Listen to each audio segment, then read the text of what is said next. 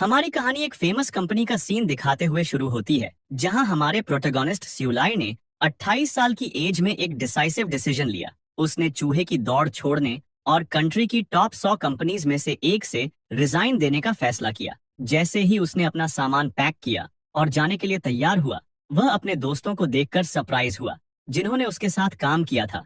उसे छोड़ने आए। उसके दोस्तों ने उसे बधाई दी और अपने टीम लीडर को ब्राइट फ्यूचर की बेस्ट विशेस दी। कुछ ही मोमेंट्स बाद जुलाई ने अपने दोस्तों को फेयरवेल पार्टी देने के लिए एक 5 स्टार होटल में इनवाइट किया।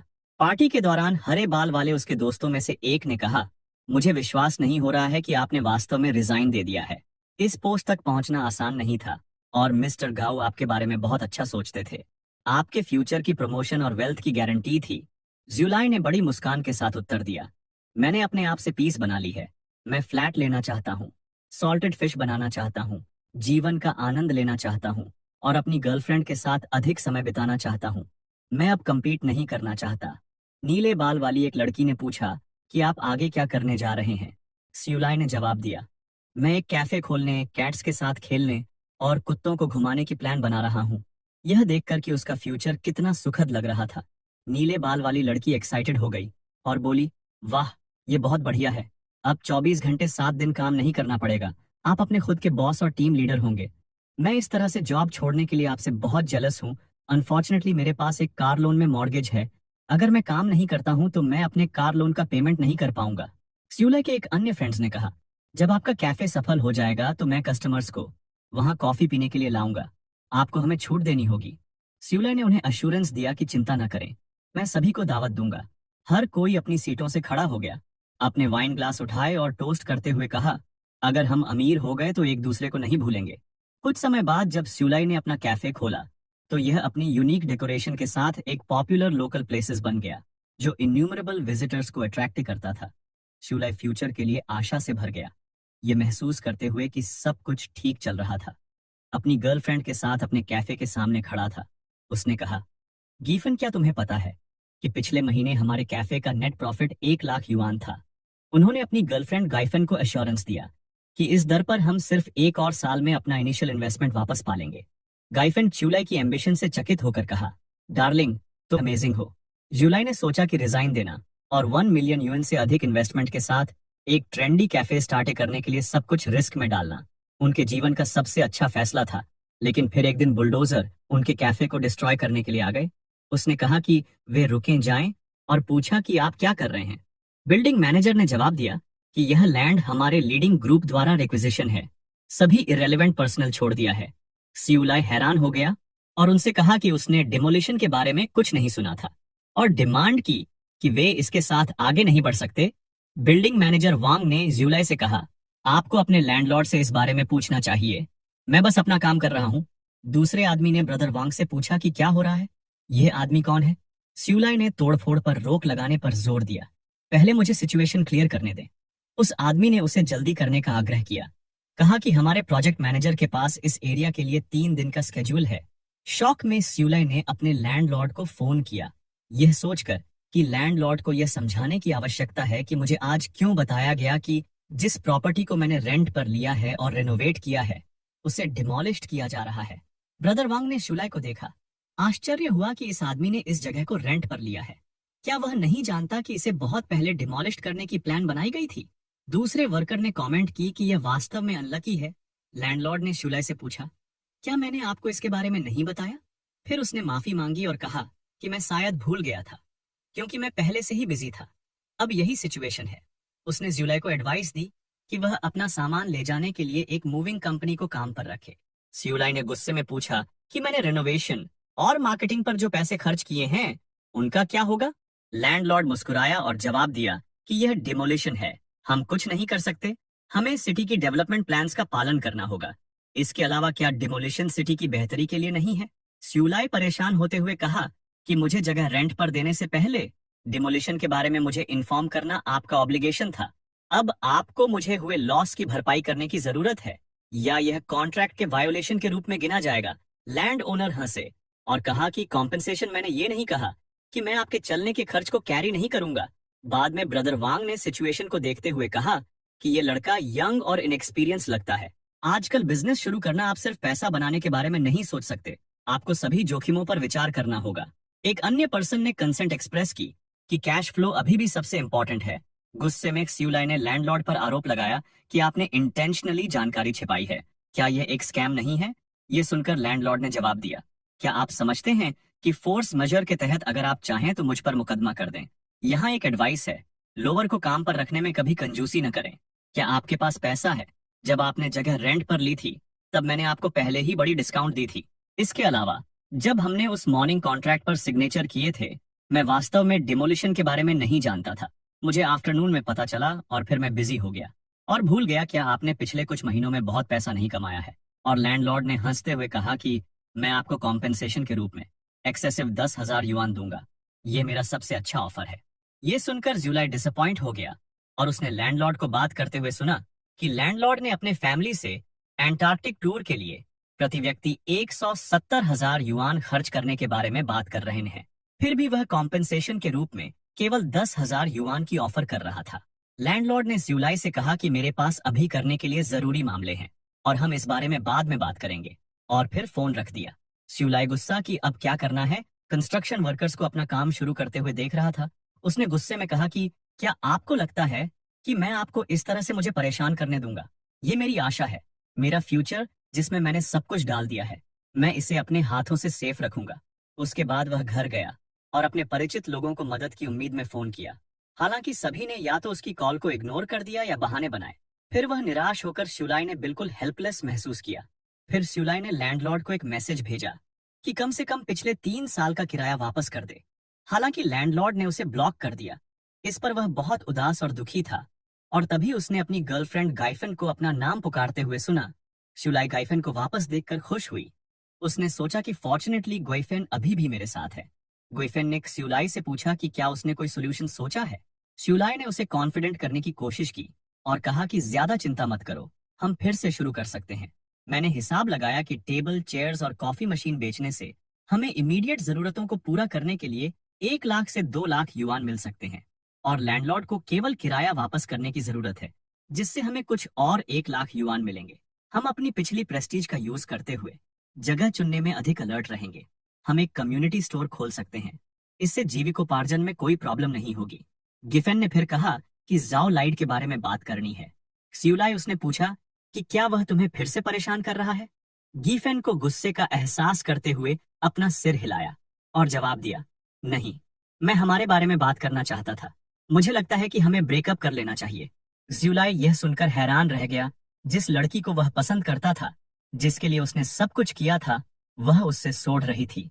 अब उसके पास पैसे नहीं थे। उसने गिफेन के हाथ पकड़ लिए और उससे पूछा, तुम्हें विश्वास क्यों नहीं होता कि मैं इस बाधा को पार कर सकता हूँ? मुझे बस कुछ और समय दो और मैं इस इश्यू को सॉल्व कर दूंगा। मैंने अपनी पिछली वर्क प्रॉब्लम्स को अच्छी तरह से हल कर लिया है और यहाँ तक कि ऊंची चढ़ाई भी की है।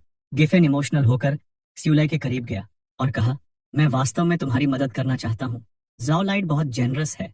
मैं अभी तक उसके साथ रहने के लिए अग्री नहीं हुई, लेकिन उसने मुझे पहले ही tens of thousands of yuan का एक प्लैटिनम बैग दिया है। उसने उसे वह शानदार बैग दिखाया जो जाओ लाइट ने उसे दिया था और कहा कि वह वास्तव में जेनरस है। हैरान शियुलाई ने गिफेन से पूछा, तुम मेरे साथ रहते हुए उसका गिफ्ट कैसे एक्सेप्ट कर सकती हो? गिफेन ने सीधे जवाब नहीं दिया, लेकिन खुद से सोचा कि ओल्ड मैन जाओ लाइड मुझे बहुत ज्यादा दिया।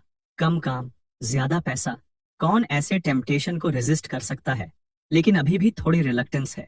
शियुलाई केपेबल, हैंडसम, स्ट्रॉन्ग, जेंटल और थॉटफुल है। फिर उसने कहा कि जाओ लाइड वह बूढ़ा हो गया है और ऐसा लगता है कि वह कई और वर्षों तक जीवित नहीं रहेगा। मैं उसके साथ चीजें स्टेबलाइज होने के बाद उसके साथ रहने के लिए अग्री हो जाऊंगी। मैं सीक्रेटली तुम्हारी मदद कर सकती हूँ। हम पब्लिक से सीक्रेट हो जाएंगे। मैं वास्तव में तुमसे प्यार करती हूँ शियुलाई। तुम केवल एक हो जिसके साथ मुझे रहना पसंद है।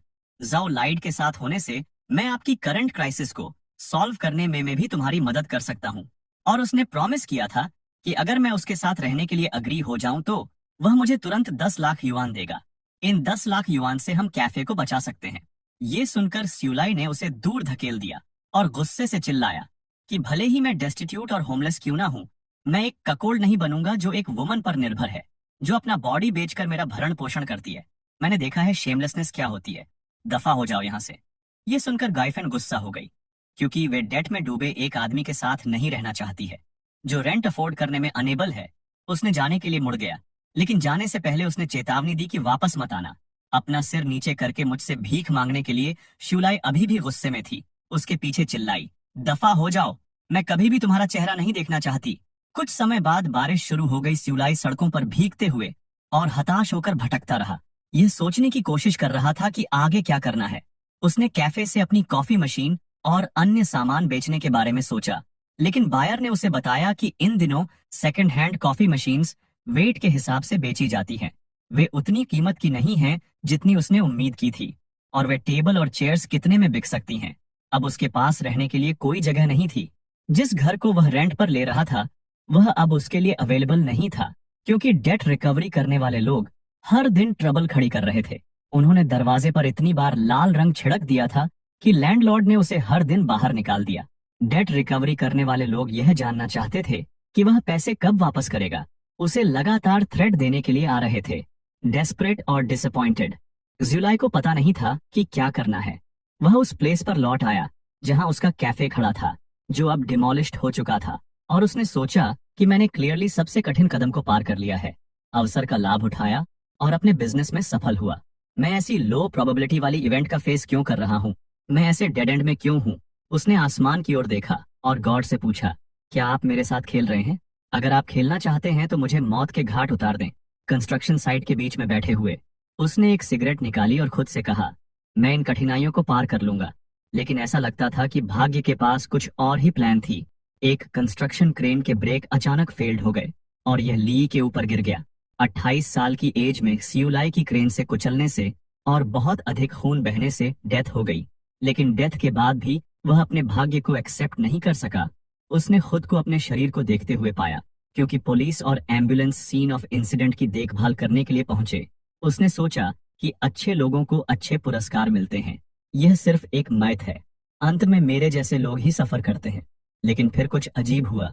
उसने देखा कि जहां उसका कैफे खड़ा था वहां से एक गोल्डन लाइट निकल रहा है। जहां कभी उसका कैफे हुआ करता था, जैसे जैसे वह उसके पास पहुंचा, गोल्डन लाइट और अधिक इंटेंस होती गई। उसने अपनी आंखें ढंक ली और कहा, वहां इतनी ट्विंकलिंग गोल्डन लाइट क्यों है? लेकिन सरप्राइजिंगली उसके सामने नोटिफिकेशंस की एक सीरीज आने लगी, जिसमें लिखा था कि प्रोजेक्ट 986 शुरू हो गया है, प्रोजेक्ट 212 स्टार्ट की गई, पेंगुइन कंपनी की एस्टैब्लिश की, अलीबाबा की स्थापना की, बायदू की स्थापना की।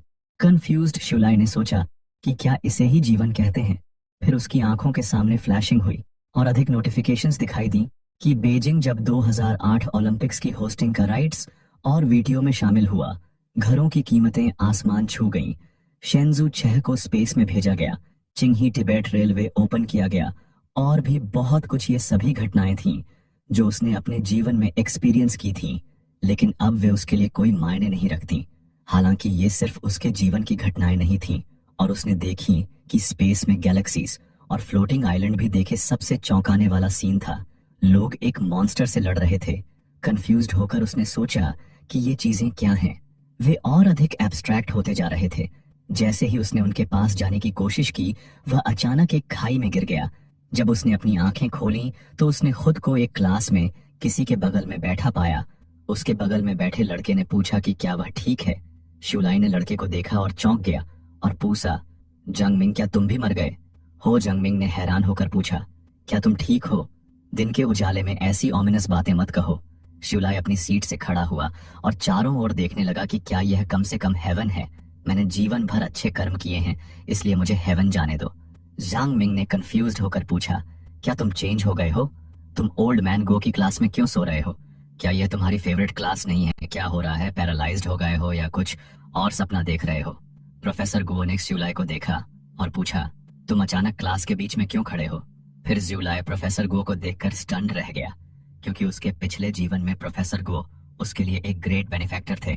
जब उसका स्कूल के दिनों में उनका फैमिली पुअर था, प्रोफेसर गो ने उन्हें कई तरह से सपोर्ट किया और स्कॉलरशिप के लिए एप्लीकेशन करने में उनकी मदद की, जिससे वे अपनी पढ़ाई जारी रख सकें। लेकिन अनफॉर्चुनेटली अच्छे लोगों को हमेशा अच्छा रिवॉर्ड नहीं मिलता है, क्योंकि वो एक रिच सेकंड जनरेशन की लड़की थी। जंग ज्वेली ने प्रोफेसर गो पर अपने थीसिस डिफेंस को पास करने के लिए उनके साथ सोने के लिए मजबूर करने का झूठा आरोप लगाया था। प्रोफेसर गुओ ने सभी को यह समझाने की कोशिश की कि यह सच नहीं है। उन्होंने जोर देकर कहा कि जांग शुएली बकवास कर रही थी और उन्होंने कभी भी उनसे ऐसी बातें नहीं कही थीं। हालांकि किसी ने उन पर विश्वास नहीं किया क्योंकि जांग शुएली एक रिच और पावरफुल फैमिली से थी। उन्हें फंसाने के लिए अपने प्रभाव का इस्तेमाल किया। प्रोफेसर शर्म और फॉल्स एलिगेशंस को सहन करने में असमर्थ होकर प्रोफेसर गुओ ने ट्रेजिकली सुसाइड कर ली। इसी तरह क्सुइलाई के बेनिफैक्टर की उसके सामने ही डेथ हो गई। प्रोफेसर गुओ को फिर से देखकर क्सुइलाई भावुक हो गए और उन्हें कसकर गले लगा लिया और कहा, प्रोफेसर गुओ, मैं जानता था कि आपके कैरेक्टर के साथ आप डेफिनेटली हेवन जाएंगे। मुझे नरिश करने के लिए आपका बहुत बहुत धन्यवाद। आपके केयरफुल गाइडेंस के बिना मैं यहाँ नहीं पहुंच पाता। आपको रीइंकार्नेशन के लिए तैयार रहना चाहिए। मुझे कितने नंबर आगे की गणना करनी चाहिए कि मैं कब रीइंकार्नेशन ले सकता हूँ। मैं आपके लिए वेल्थ और ग्लोरी से भरे अच्छे रीइंकार्नेशन की कामना करता हूँ। गुस्से में प्रोफेसर गुओ ने एक बुक पकड़ी और स्यूलाई के सिर पर मारा और कहा, तुम किस बारे में बात कर रहे हो? क्या तुम्हें रीइंकार्नेशन की जल्दी है और तुम मुझे भी इसमें खींच रहे हो? तुमने कल कितना सुअर का मूत्र पिया था? जंग मिंग जल्दी से स्यूलाई के बचाव में आया और प्रोफेसर गुओ से कहा कि स्यूलाई ने आज सुबह अपना सिर मार लिया है और वह क्लियरली नहीं सोच पा रहा है। आप जेनरस हैं, इसलिए इसे बस उसके कंफ्यूज्ड होने के रूप में लें, इसका बुरा ना माने। तब जोंगमिंग ने छुइलाई की ओर मुड़कर पूछा कि आज तुम्हें क्या हो गया है? गुओ चंगो के सामने सिली चीजें कर रहे हो। जल्दी करो और अपनी सीट पर वापस जाओ। क्या तुम फेले होना चाहते हो? देखो कि तुम सपना देख रहे हो या क्लास में हो। शॉक्ड शुलाई को सरप्राइज हुआ कि जोंगमिंग का क्या मतलब था, लेकिन जैसे ही उसने चारों ओर देखा उसे एहसास हुआ कि वह एक क्लास में था। ये देखकर चौंक गया। वह चुपचाप अपनी सीट पर लौट आया। तब जोंगमिंग ने एडवाइस दी कि क्लास के बाद अपना फेस वॉश कर लो। मैंने तुमसे कहा था कि रात में देर तक पढ़ाई मत करो। लेकिन स्यूलाई अभी भी कंफ्यूज था और उसने सोचा कि हेवन मेरे यूनिवर्सिटी क्लास की तरह क्यों दिख रहा है, और उसने यह कंफर्म करने के लिए चारों ओर देखा कि क्या हो रहा था और स्कूल की ब्यूटी शाओनिंग को उसके पीछे बैठे हुए देखा। हैरान श्यूलाई मन में सोचता है कि मैंने कभी नहीं सुना कि उसके साथ कुछ हुआ। वे सब इतनी कम उम्र में कैसे मर गए? हालांकि श्यूलाई को अपने यूनिवर्सिटी की गॉडेस शाओनिंग से एक डिसडेनफुल लुक मिली। यह देखने के बाद वह एक बच्चे की तरह रोना शुरू कर दिया, यह सोचकर कि डेथ के बाद भी मैं उसके सामने खुद को एम्बैरस कर लिया। श्यूलाई की चाइल्डिश हरकत देखकर शाओनिंग की दोस्त ने कहा, श्यूलाई तुम्हारी अटेंशन अट्रैक्ट करने की कोशिश कर रहा है, लेकिन उसके पास प्रॉब्लम्स हैं। कौन सी लड़की इस तरह से पीछा किया जाना पसंद करेगी? श्यूलाई ने उनकी बातचीत सुन ली और शाओनिंग की फ्रेंड को घूरा। भयभीत शाओनिंग की फ्रेंड ने पूछा, तुम मुझे ऐसे क्यों देख रही हो? वह फिर शाओनिंग की ओर मुड़ी और कहा कि ज़ुलाई जैसे क्रीपी गाय के झांसे में मत आना। शाओनिंग ने सेल्फ कॉन्फिडेंस से जवाब दिया, बिल्कुल नहीं, और मैं कभी नहीं आऊंगी। वह केवल अटेंशन अट्रैक्ट करना चाहता है। जाओ मिंग ने सिचुएशन को देखते हुए स्यूलाई के कान में फुसफुसाया कि ठीक से बैठो, प्रोफेसर गुओ तुम्हें देख रहे हैं और गॉडेस को देखना बंद करो। प्रोफेसर गुओ वास्तव में श्यूलाई की बचकानी हरकतों को देख रहे थे। प्रोफेसर गुओ की सख्त निगाहों का प्रेशर फील करते हुए श्यूलाई का पूरा बॉडी ठंडा पड़ने लगा, यह सोचते हुए कि टीचर गुओ अपनी डेथ से पहले और बाद में दोनों ही समय बहुत सीरियस थे। जैसे ही ज़ुलाई की आंखें इधर उधर गईं, उसने फाइनेंशियल मार्केट्स और इन्वेस्टमेंट्स पर बुक देखी जो उसने अपने कॉलेज डेज में स्टडी किया था। इतने सारे फेमिलियर डिटेल्स को देखकर वह महसूस करने लगा कि यह हेवन जैसा नहीं लगता और यह बहुत कोइंसिडेंस है कि वे सभी मर गए। फाइनेंस और इन्वेस्टमेंट, यह एक ऐसा कोर्स था जो मैंने अपने 3rd ईयर में लिया था, जब तक कि यह दुनिया का अंत न हो और हर कोई मर चुका हो। लेकिन उसने जल्दी से उस विचार को डिसमिस्ड कर दिया, यह याद करते हुए कि किस प्रकार वह उन इवेंट्स में मर गया जिसके कारण यह हुआ। अल्टीमेटली वह एक कंक्लूजन पर पहुंचा, तो यह सबसे क्लासिक और कॉमन नॉवल ट्रोप्स रीइंकार्नेशन होना चाहिए। जब वह इस पर गहराई से विचार कर रहा था, अचानक क्लास की घंटी बजी, जो क्लास के एंडिंग का सिग्नल था। सभी क्लास से बाहर जाने लगे। स्यूलाई को उस अनरियलिस्टिक सिचुएशन पर विचार करने के लिए छोड़ दिया जिसमें उसने क्लास के बाद खुद को पाया। जांग मिंग श्यूलाई के करीब आया और पूछा कि तुम्हें क्या हुआ है? क्या घर पर कुछ हुआ है?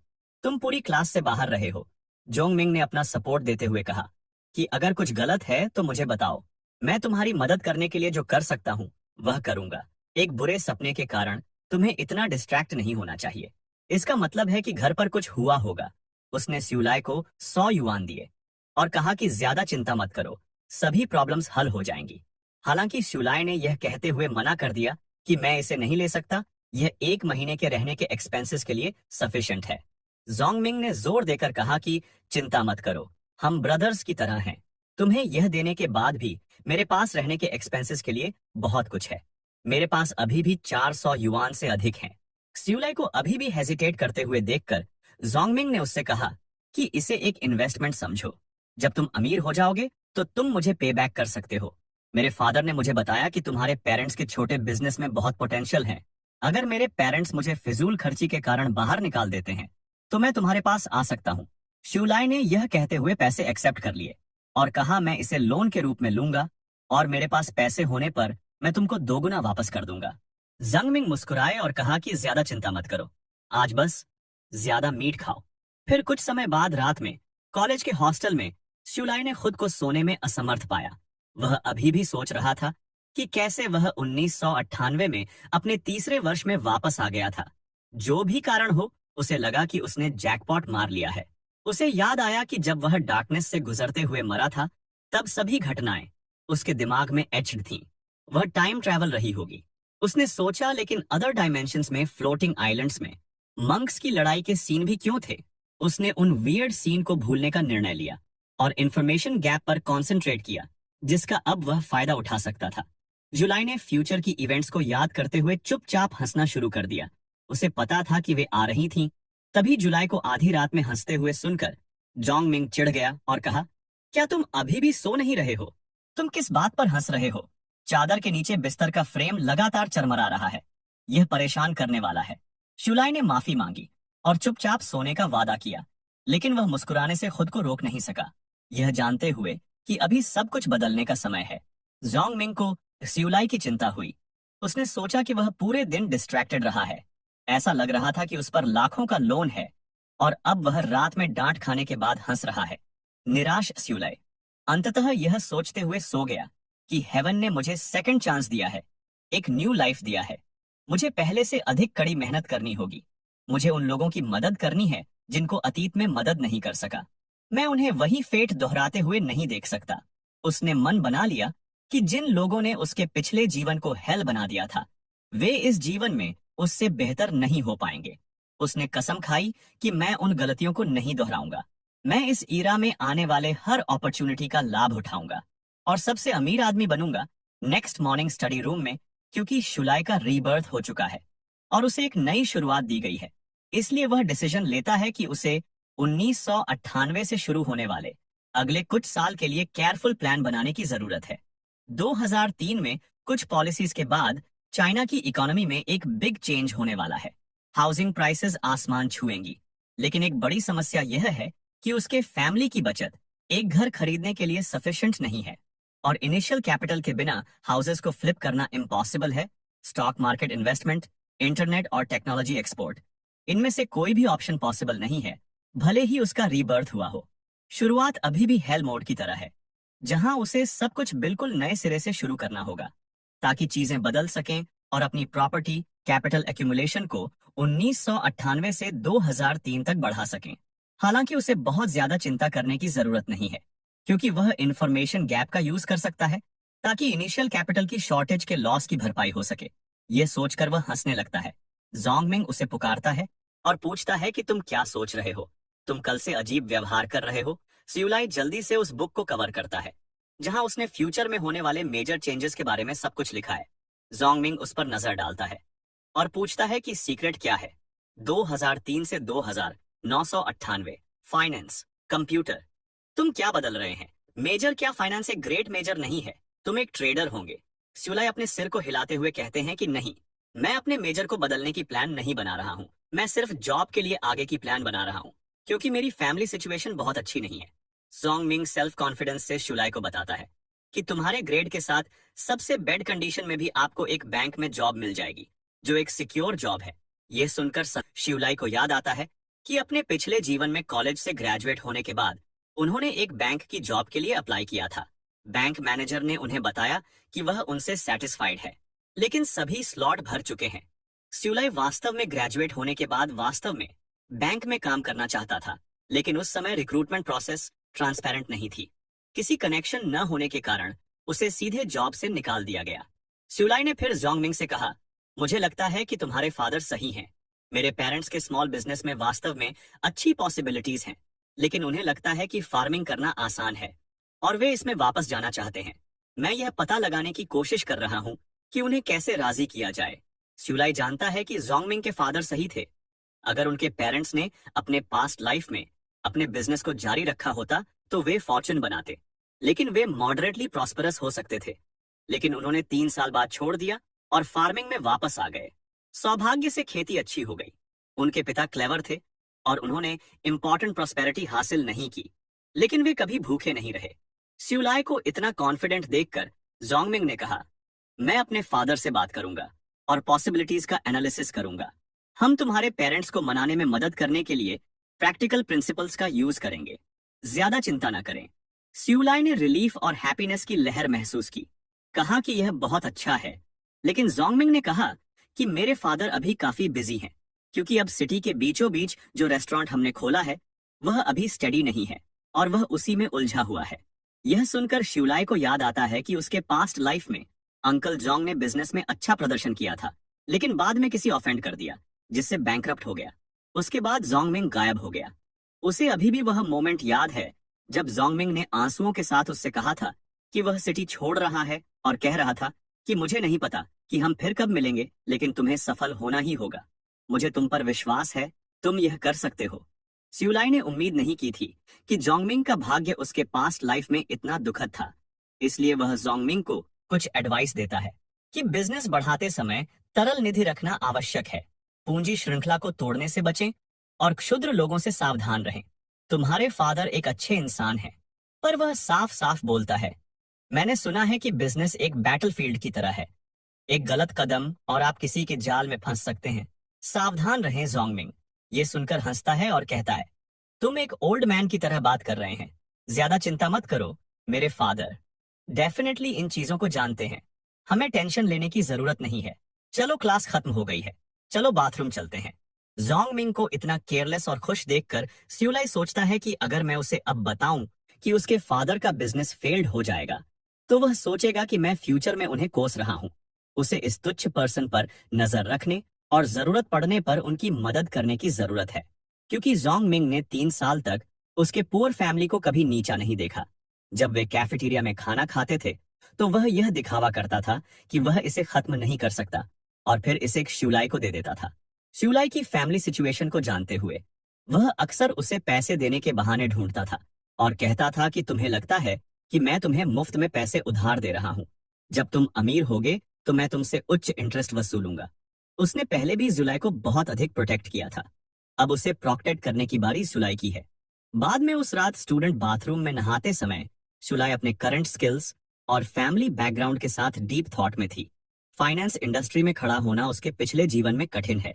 एक प्रेस्टिजियस स्कूल से डिग्री के बिना वह ग्रेजुएट होने के बाद एक अच्छी नौकरी नहीं पा सका। फॉर्चुनेटली वह डिसाइसिवली कंप्यूटर इंडस्ट्री में स्विच किया और परसिवियरेंस और प्रयास के बाद उन्होंने प्रोग्रामिंग में कुछ अचीवमेंट्स हासिल की थी।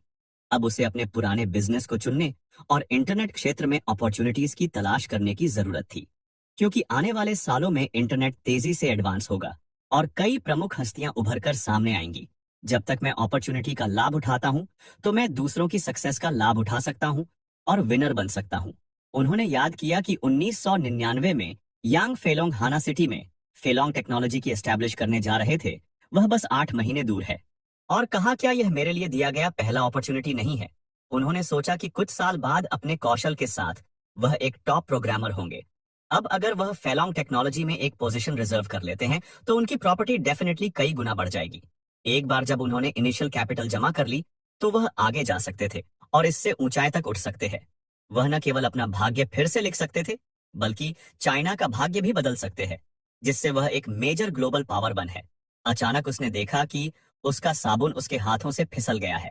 जैसे ही वह इसे उठाने के लिए नीचे झुके, उसे अचानक कूलनेस महसूस हुई।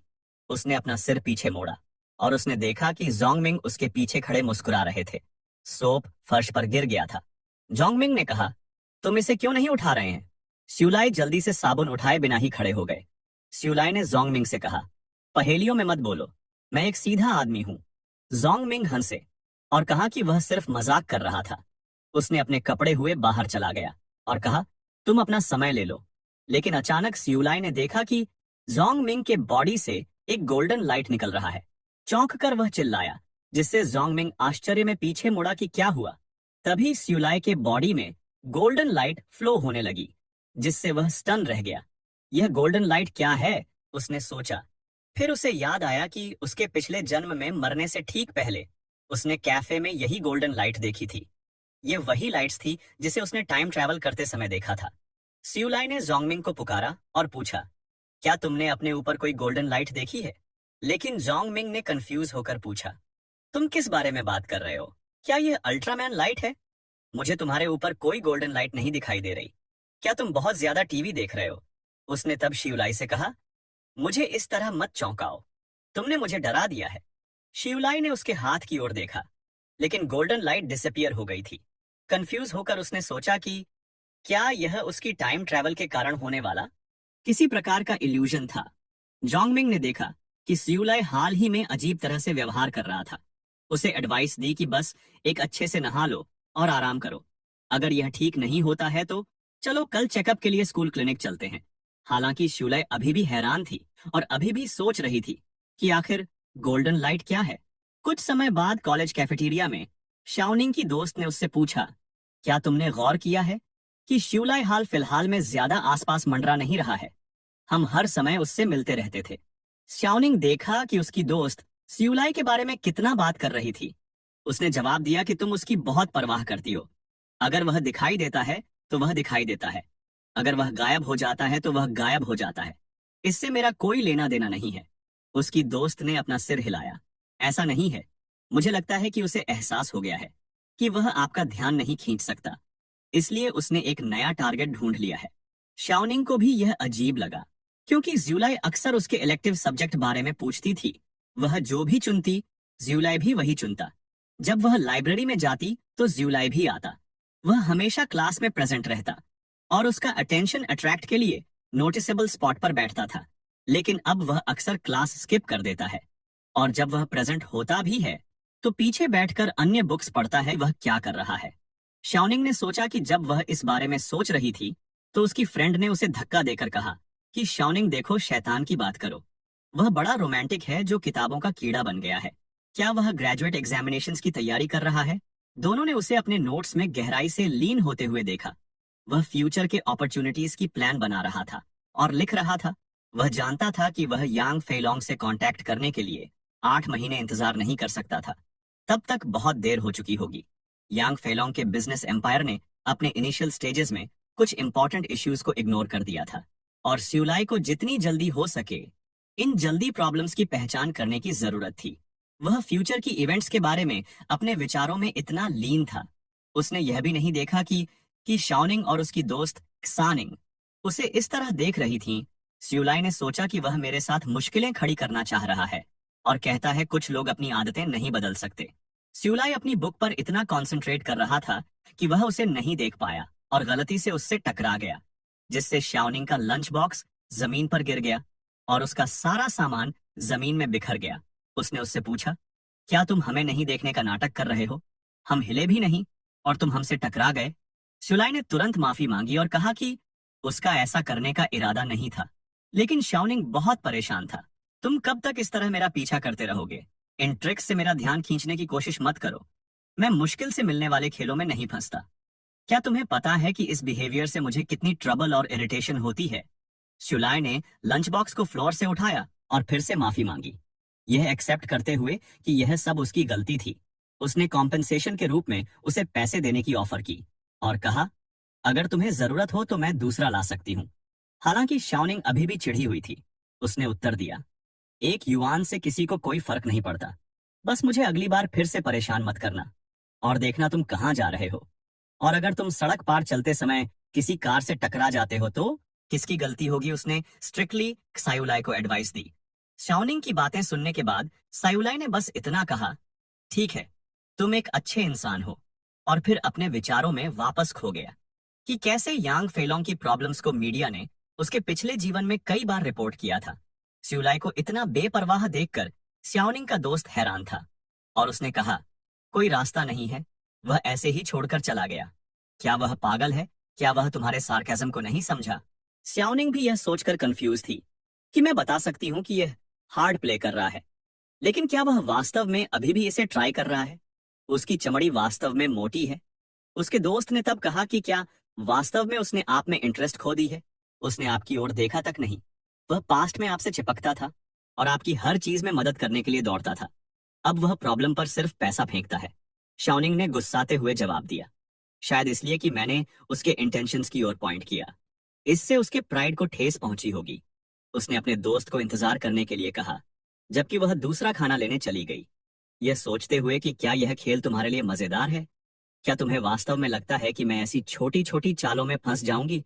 और ये एपिसोड यहीं पर खत्म होता है। अगर आपको नेक्स्ट एपिसोड चाहिए तो वीडियो को लाइक, शेयर, कमेंट और चैनल को सब्सक्राइब करना न भूलें।